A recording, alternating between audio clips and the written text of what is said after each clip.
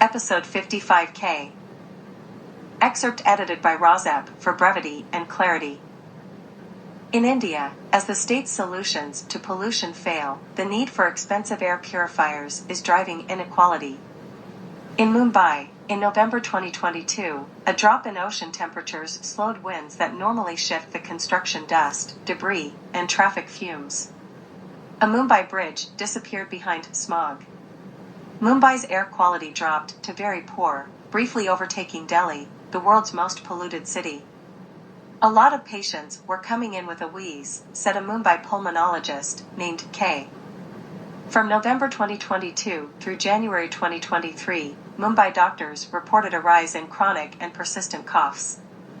Patients who've never had any allergic symptoms in the past but now have symptoms resembling acute bronchitis, says K, who, like many Indians, uses an initial as her last name. A 2022 report by the Center for Research on Energy and Clean Air think tank found almost the entire population of India exposed to air pollution above World Health Organization (WHO) guidelines.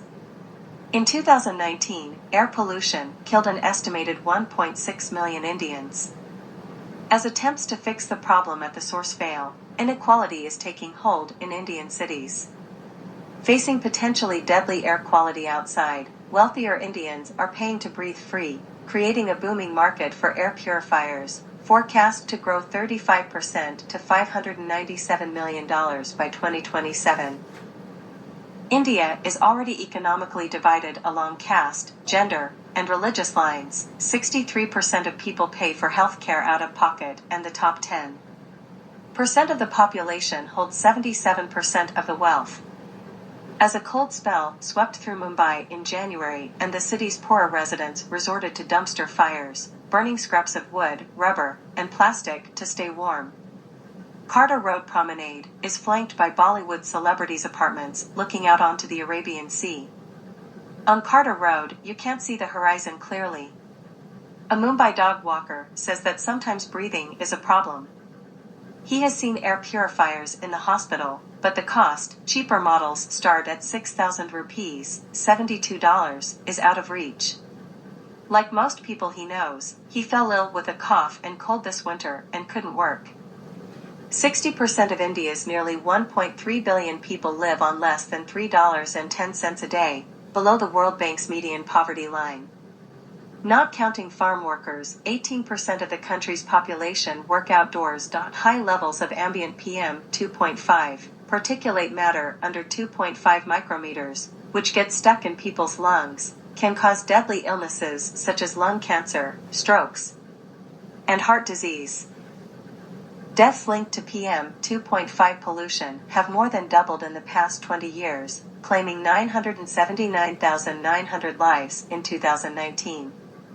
The World Air Quality Report 2022 reported that air pollution costs India $150 billion a year. In 2021, the Supreme Court ordered the Delhi government to install two massive, 24-meter-high smog towers to filter particulates from the air. Gurugram has put outdoor air purifiers in place. In February, Mumbai's civic body announced plans to install 14 outdoor air purifiers across the city. However, experts believe these measures are a dead end. Purifiers don't work, said the founder of Respire Living Sciences, which monitors air pollution.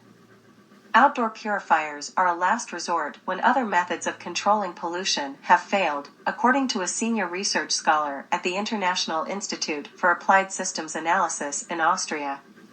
It makes sense to use air purifiers only when traditional methods of pollution control are insufficient, he says.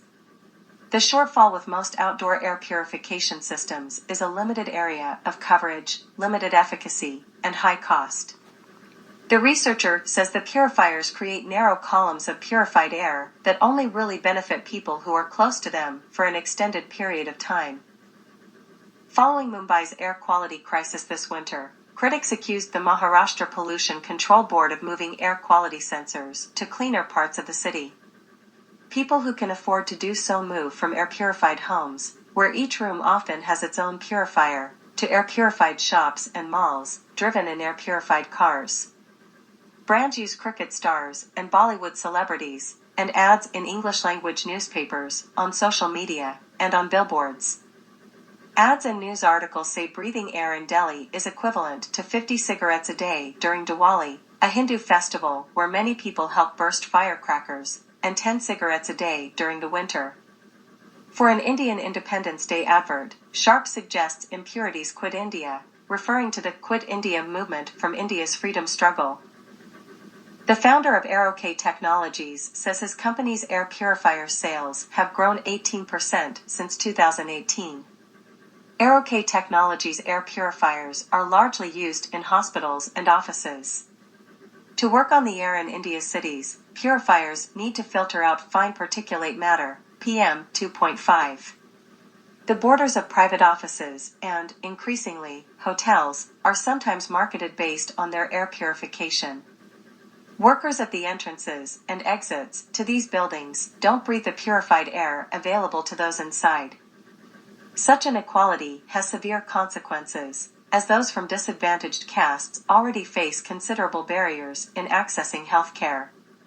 Kay says, "I don't think people should live with this," adding that everyone needs to demand solutions. If you don't get something as basic as fresh air, then what's the point of living in our country? United States.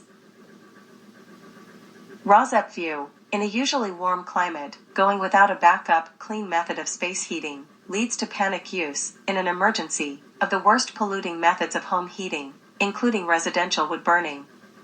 Being prepared is a bedrock value of responsible home ownership or a bedrock of responsibly making a rental or other home resilient to any heating emergency.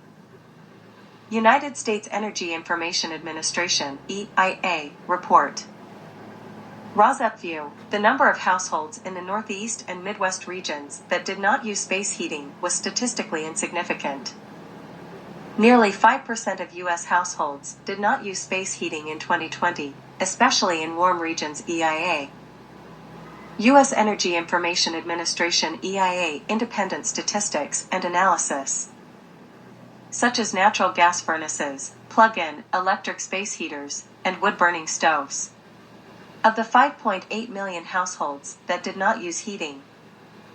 Excerpt. Nearly 5% of U.S. households did not use space heating in 2020, especially in warm regions. Data source, U.S. Energy Information Administration, 2020 Residential Energy Consumption Survey, RECS. Nearly 5%, or 5.8 million, U.S. households did not use any space heating equipment in 2020, according to our most recent Residential Energy Consumption Survey, RECS, data. Space heating equipment is any equipment that generates heat for warmth, such as natural gas furnaces, plug-in electric space heaters, and wood-burning stoves. Of the 5.8 million households that did not use heating equipment, the majority, or 3.9 million U.S. households, indicated that they had space heating equipment but did not use that equipment, accounting for 3.2% of total U.S. households. Another 1.5%, 1.9 million households, indicated they did not have any space heating equipment. The most common reason that households did not use space heating equipment in 2020 was that the home was located in a warm region and heating was not needed. The number of households that did not use space heating equipment varied by U.S. Census region. In the warmest regions, the South and West, an average of 5% of households did not use their available space heating equipment.